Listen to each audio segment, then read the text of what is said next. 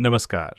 आज हम जानेंगे गंगा दशहरा के बारे में, इसका पौराणिक महत्व, गंगा अवतरण की कथा, पूजा विधि, दान का महत्व और इसका गहरा आध्यात्मिक संदेश। गंगा दशहरा सनातन धर्म का अत्यंत पवित्र और पुण्यदायी पर्व माना जाता है। ये दिन मां गंगा के पृथ्वी पर अवतरण का दिव्य स्मरण है। दशहरा शब्द दश और हरा से बना माना जाता है। दश यानी 10 और हरा यानी हरण करने वाला। इसलिए गंगा दशहरा को 10 प्रकार के पापों और दोषों का नाश करने वाला पर्व माना गया है। ये पर्व ज्येष्ठ मास के शुक्ल पक्ष की दशमी तिथि को मनाया जाता है। इस दिन गंगा स्नान, जप, ध्यान, पूजा, दान और आत्मशुद्धि का विशेष महत्व बताया गया है। मां गंगा केवल नदी नहीं है, सनातन परंपरा में वे देवी हैं, जीवनदायिनी हैं, मोक्षदायिनी हैं और ईश्वरीय करुणा का प्रवाह हैं। गंगा को भागीरथी, जानवी, मंदाकिनी, विष्णुपदी, त्रिपतगा और मोक्षदायिनी जैसे अनेक पवित्र नामों से पुकारा जाता है। त्रिपतगा नाम इसलिए पड़ा क्योंकि गंगा तीनों लोकों में प्रवाहित मानी गई हैं: स्वर्ग, पृथ्वी और पाताल। अब सुनते हैं मां गंगा के पृथ्वी पर अवतरण की पवित्र कथा। पुराणों के अनुसार अयोध्या के सूर्यवंशी राजा सगर ने अश्वमेध यज्ञ किया। यज्ञ का घोड़ा इंद्र द्वारा छिपा दिया गया और वह कपिल मुनि के आश्रम के पास मिला। राजा सगर के 60,000 पुत्र घोड़े की खोज करते हुए वहां पहुंचे। उन्होंने बिना सत्य जाने कपिल मुनि पर आरोप लगा दिया। मुनि की तपस्या भंग हुई और उनके क्रोध से सगर के सभी पुत्र भस्म हो गए। उनकी आत्माओं की मुक्ति तभी संभव थी जब स्वर्ग की पवित्र गंगा पृथ्वी पर आकर उनके अवशेषों को स्पर्श करें। तब राजा भगीरथ ने अपने पूर्वजों की मुक्ति के लिए कठोर तपस्या की। उन्होंने वर्षों तक भगवान ब्रह्मा की आराधना की। उनकी तपस्या से प्रसन्न होकर ब्रह्मा जी ने गंगा को पृथ्वी पर भेजने की अनुमति दी। लेकिन एक बड़ी समस्या थी। गंगा का वेग इतना प्रचंड था कि पृथ्वी उसका आघात सह नहीं सकती थी। तब भगीरथ ने भगवान शिव की तपस्या की। भगवान शिव प्रसन्न हुए और उन्होंने मां गंगा को अपनी जटाओं में धारण किया। गंगा पहले शिवजी की जटाओं में समा गईं, फिर धीरे धीरे पृथ्वी पर प्रवाहित हुईं।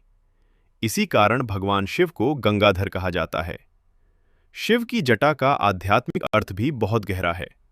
गंगा दिव्य ऊर्जा का प्रवाह है और शिव की जटा योग, तप और नियंत्रित चेतना का प्रतीक है।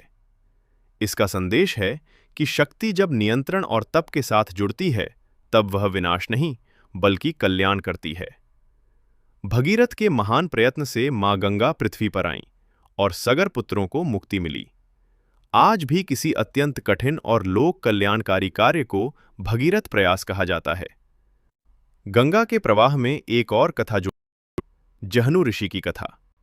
कहा जाता है कि गंगा के तीव्र प्रवाह से जहनु ऋषि का यज्ञ प्रभावित हुआ।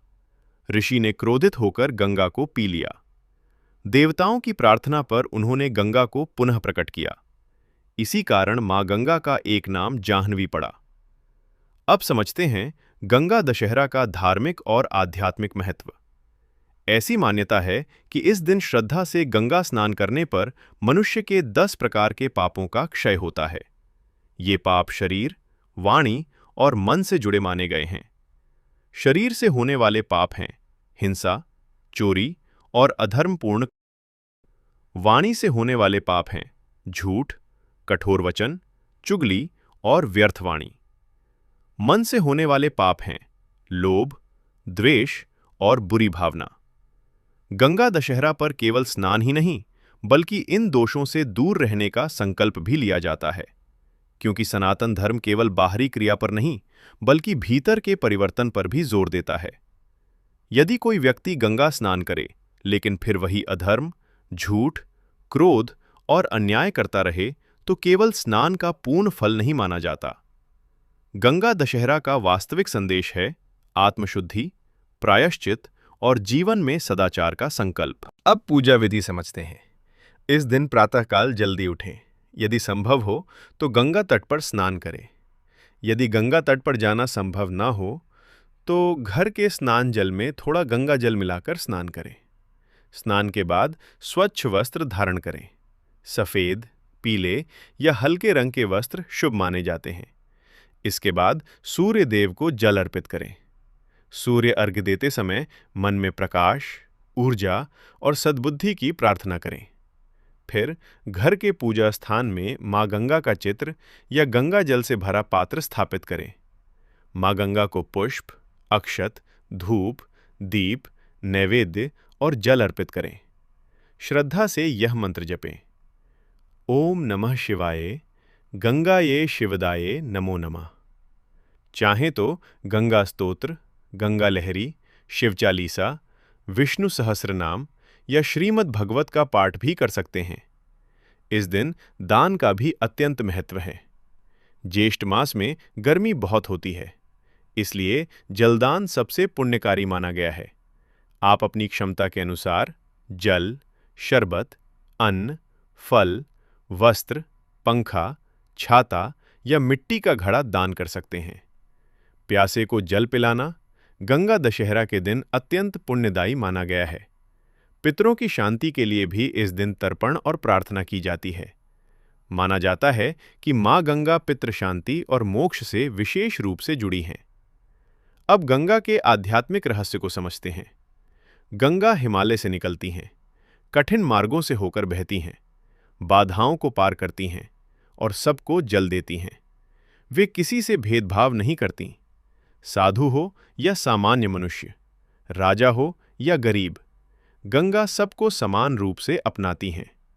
यही मां गंगा का संदेश है: करुणा, विनम्रता, सेवा और निरंतर प्रवाह। गंगा हमें सिखाती हैं कि जीवन में रुकना नहीं है। बाधाएं आएं, परिस्थितियां बदलें, फिर भी हमें पवित्र भाव से आगे बढ़ते रहना है। गंगा हमें यह भी सिखाती हैं कि अपने भीतर के अहंकार, क्रोध, लोभ और नकारात्मकता को धोते रहना चाहिए। आज के समय में गंगा दशहरा का एक और बड़ा संदेश है: पर्यावरण की रक्षा। यदि हम गंगा को मां कहते हैं तो उनका जल स्वच्छ रखना भी हमारा धर्म है। नदियों में कचरा, प्लास्टिक और प्रदूषण डालना केवल पर्यावरण के विरुद्ध नहीं, बल्कि हमारी श्रद्धा के भी विरुद्ध है। गंगा दशहरा हमें याद दिलाता है कि जल ही जीवन है और नदियां हमारी सभ्यता की आत्मा हैं। इसलिए इस दिन केवल पूजा ना करें, बल्कि यह संकल्प भी लें कि हम जल का सम्मान करेंगे, नदियों को स्वच्छ रखेंगे और प्रकृति की रक्षा करेंगे। अंत में मां गंगा से प्रार्थना करें: हे मां गंगे, जैसे आपका पवित्र जल धरती को जीवन देता है, वैसे ही हमारे मन, वाणी, बुद्धि और कर्म को भी पवित्र करें। हमारे भीतर के क्रोध, लोभ, अहंकार, द्वेष और अज्ञान को दूर करें। हमें सत्य, धर्म, करुणा, सेवा और सद्बुद्धि के मार्ग पर चलने की प्रेरणा दें। मां गंगा का आशीर्वाद सभी पर बना रहे। हर हर गंगे, जय मां गंगे, हरि ओम।